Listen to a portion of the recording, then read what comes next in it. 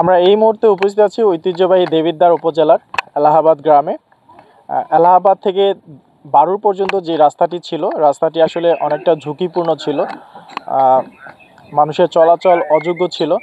100 ফিটের মতো যে রাস্তাটি ছিল, এআর নিউজ মিডিয়াতে নিউজ করার পরে 7 নং এলাহাবাদ ইউনিয়ন পরিষদ দ্রুত সময়ে এই রাস্তাটিকে মেরামত করেছেন।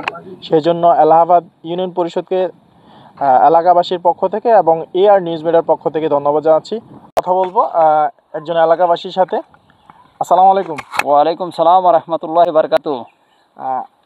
কিছুদিন আগে এই রাস্তাটা আসলে অনেকটা চলাচল অনুপযোগী। এআর নিউজ মিডিয়াতে নিউজ করার পরে এলাহাবাদ ইউনিয়ন পরিষদের দ্রুত সময়ে এই রাস্তাটি মেরামত করা হয়েছে। আপনার কাছে কেমন হয়েছে? আমার কাছে খুব আনন্দিত, আমরা খুব খুশি হয়েছি। আমাদের জনগণ এই রাস্তা দিয়ে আপ ডাউন করে, দেবিদ্বারের গাড়িও আসে, তারপর বাড়ি থেকে এলাহাবাদ স্কুলের ছাত্রছাত্রী এবং কলেজের ছাত্রছাত্রী আসা যাওয়া করে।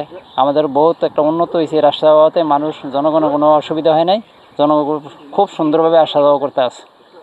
যে 100 ফিট যে রাস্তাটা বাকি ছিল, এটা আসলে করা হয়েছে, আপনার কাছে কি মনে হয়, কেমন হয়েছে? হ্যাঁ, এখন অনেক ভালো হয়েছে। আগে তো কাদা ছিল, ভাঙ্গা ছিল, আগে আসা যাওয়া করা যেত না, এখন আসা যাওয়া করা যায়। এখন অনেকটাই উন্নত হয়েছে, পুরাটাই সলিং হয়ে গেছে।